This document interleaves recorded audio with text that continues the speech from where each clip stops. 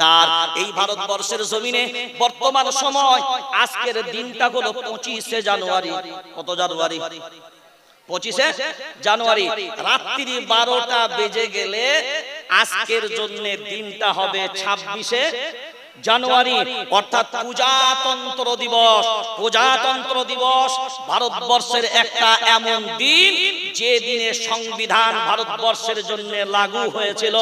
অর্থাৎ ভারতবাসীর জন্য একটা জিনিস জেনে নেন, স্বাধীনতার সময় স্বাধীন ভারতবর্ষ, যারা স্বাধীনতার জন্য, যারা আজাদির জন্য লড়াই করেছিল, তারা এই ভারতবর্ষ স্বাধীন করেছিল এই কারণে ইংরেজদের গোলামি করব না, ইংরেজদের গোলামি চলবে না, চোরচুরি চলবে না, বাটপাড়ি চলবে না, জালিমের জুলুম চলবে না, তাদের জালিমের জুলুম রুখে দেওয়ার জন্য সমস্ত ধর্মের মানুষ ঐক্যবদ্ধভাবে কাঁধে কাঁধ মিলিয়ে, একদিকে গান্ধীজির মতন মানুষ, একদিকে বল্লভভাই প্যাটেলের মানুষ, একদিকে জওহরলাল নেহরুর মতন মানুষ, একদিকে অন্যান্য যারা ছিল তারাও, একদিকে মাহমুদুল হাসান দেওবন্দির মতন মানুষ, উবাইদুল্লাহ সিন্ধির মতন মানুষ, আতাউল্লাহ বুখারী রাহিমাহুল্লাহর মতন মানুষ, কাসিম নানুতুবি রাহমাতুল্লাহ আলাইহির মতন মানুষ।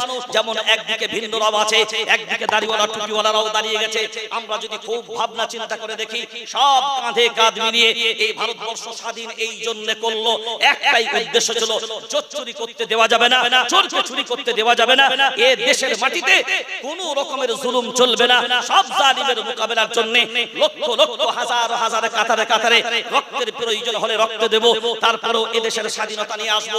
এ দেশের দেশীয় মানুষদের যে ভাবনা চেতনা নিয়ে এ দেশের স্বাধীনতা এসেছিল, আজকে যদি বর্তমান সময়ে আমরা যদি লক্ষ্য করে দেখি, কাউকে লুটে পুটে খাবার জন্য এ দেশের মাটিতে এককভাবে নিজের মানচিত্রে এক চোখ দেখানোর জন্য কাউকে দেখাবে আর এ দেশের মাটিতে রাজ্য চালাবে, রাজ শাসন করবে, এটা হতে দেওয়া যাবে? হতে দেওয়া যাবে না। যেমন অহংকার আল্লাহ পতন ঘটাবে, এতে কোনো সন্দেহ নাই। পৃথিবীর মানচিত্রে অহংকার থাকতে পারে না। এখন বিষয় সব থেকে বড় জিনিস হলো, মুসলমান মনে মনে ভাবছেন আমরা বুঝি হেরে গেছি। কোরআনওয়ালাদের কাছে, আলিমদের কাছে আমরা দোষারোপ করছি। আমি শোনেন, আমি আপনাদেরকে জিজ্ঞাসা করছি, জবাবটা আপনারা আমাদেরকে দেন তো, আমরা সন্তুষ্ট হব আপনারা যদি আজকে আমাদেরকে জবাব দেন। সমস্ত উলামায়ে কেরাম সবাই কি দোয়া করেছিলেন যে আল্লাহ বাবরি মসজিদ ভেঙে যাক এবং বাবরি মসজিদ নাস্তানাবুদ হয়ে যাক? সবাই বলে দোয়া করেছিলেন। উলামায়ে কেরামরা দোয়া করেছিল, আপনারা দোয়া করেছিলেন। এখন বিবেক দিয়ে বলেন, এত মানুষ, লক্ষ লক্ষ কোটি কোটি মানুষ দোয়া করলো, দোয়াটা কবুল হলো না কেন? কথা বলেন। আপনি যদি আল্লাহর প্রতি সেই ভরসা, আপনি যদি এটা জানেন তিনি হলেন আমার স্রষ্টা, তিনি হলেন আমার সৃষ্টির মালিক, তাহলে এত দাড়িওয়ালা, টুপিওয়ালা, কোরআনওয়ালা আমরা মুসলমান যারা নিজেদেরকে দাবি করছি, আমরা সবাই মসজিদে মসজিদে, কাতারে কাতারে, স্টেজে এত দোয়া করলাম, এত দোয়া করার পরেও কবুল হলো না কেন?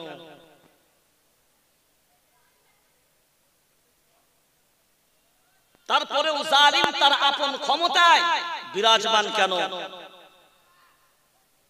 আমরা এই দিকটা ফলো করেছি আর পিছনের দিকটা ফলো করিনি, শুধু সামনে চিকন চাকন আর ভেতরে খড়ের গুঁজো। সামনে চিকন চাকন, ভিতরে খড়ের গুঁজন। না, মুসলমানের নিরাশ হবার কোনো জায়গা নাই। সুপ্রিম কোর্টের জাজমেন্ট, ওর কপি আমার কাছে আছে। সুপ্রিম কোর্টের জাজমেন্ট আমরা পড়েছি। আমি ওয়াকফ বোর্ডে একটা মেম্বারে কয়েকজন অ্যাডভোকেট ছিলেন, যখন কনফারেন্স করছিলাম একটা কোনো ওয়াকফ ম্যাটার নিয়ে, তো সুপ্রিম কোর্টের একটা জাজমেন্ট আমাদের সামনে রাখলেন।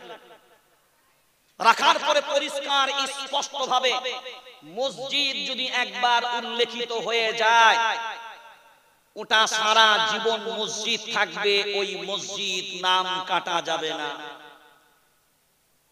এটা যদি ভারতবর্ষের সুপ্রিম কোর্টের জাজমেন্ট হয়, আমি প্রথমেই বললাম 26শে জানুয়ারি প্রজাতন্ত্র দিবস, যেটা রাত্রি 12টার পরে আসবে। ভারতবর্ষের সংবিধান যেদিনকে লাগু হয়, এখানে যারা আছেন শিক্ষিত সহ সাধারণ আম পাবলিক বুদ্ধিমান তো সবাই, আপনারা বিবেক দিয়ে বলেন, যখন দেশ স্বাধীন হয়ে গেল, তারপরে যখন মানুষ স্বাধীনভাবে বিচরণ করতে শুরু করলো, আইন তখন বানানো হয়েছিল না তার আগে? দেশ স্বাধীন করার আগে কি আইন বানানো হয়েছিল, না স্বাধীনতার পরে আইন বানানো হয়েছিল? সবাই বলেন না কেন? স্বাধীনতার পরে। তাহলে একটা জিনিস শিখে নেন, একটা জিনিস বুঝে নেন, আইনের জন্য জনগণ নয়, জনগণের জন্য আইন করা হয়েছে। কথা বলেন না? কিসের জন্য? তাহলে জনগণকে মারার জন্য আইন, না জনগণকে বাঁচানোর জন্য আইন? সবাই বলেন। তো জনগণকে বাঁচানোর জন্য যদি আইন হয়, আমার হাতে এটা দেখছেন, এটা ভারতবর্ষের সংবিধান,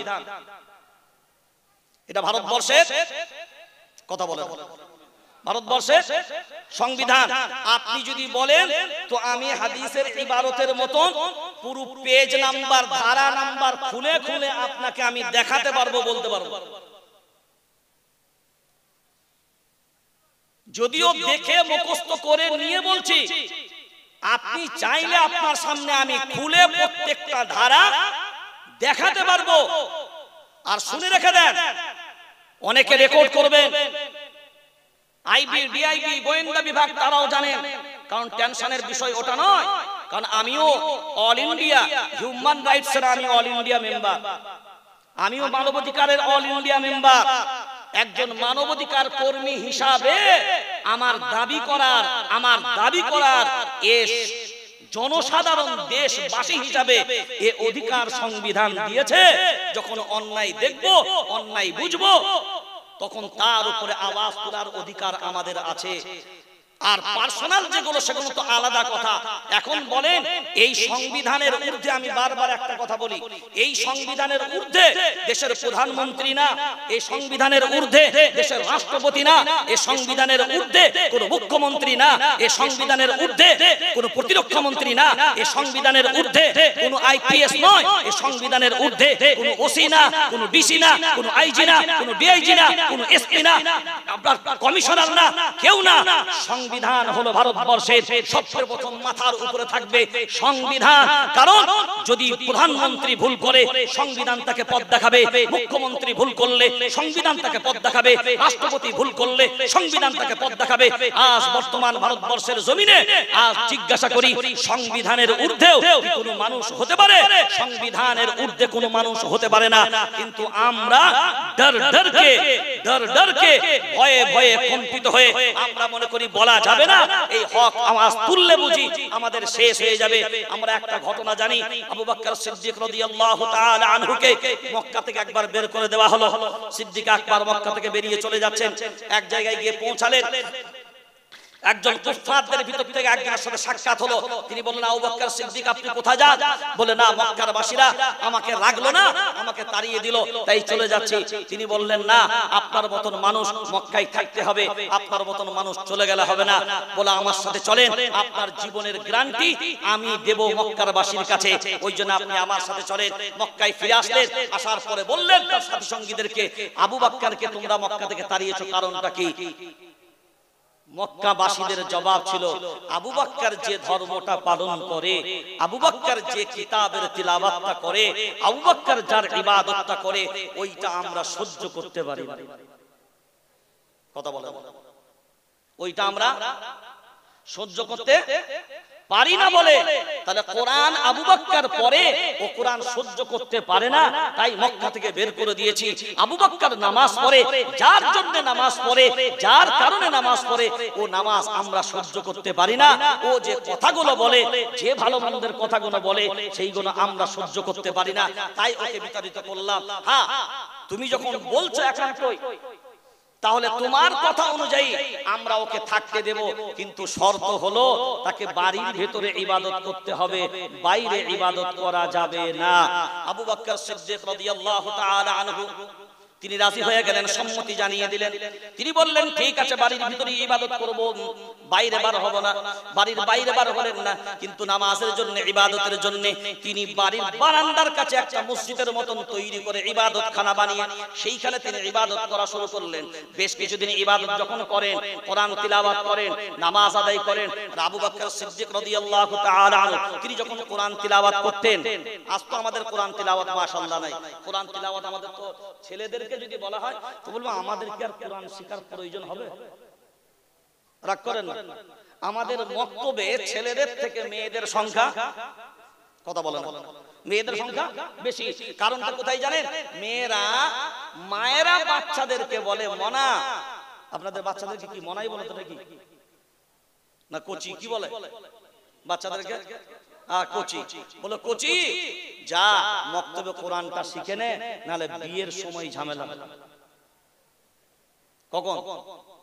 কারণ ছেলের বাপ তো গোপে পাক দিতে দিতে আসবে, মেয়ে কোরআন জানে কিনা। আর যে বেটা জিজ্ঞাসা করছে ও আলিফের অ বোঝে, যে জিজ্ঞাসা করছে মেয়ে কোরআন জানে কিনা সে আলিফের অ বোঝে না। এরা দেখলো যে আমাদেরকে তো, আর আমাদেরকে যখন মেয়ের বাপরা দেখতে আসবে ও কথা কি আর থরি জিজ্ঞাসা করবে? দেখবে ছেলের বিল্ডিংটা ভালোই আছে, অবস্থাটা বেশ খারাপ নয়, পয়সা করি মনে হচ্ছে খুব ভালো, জানো মাতাল হোক জাত ভালো,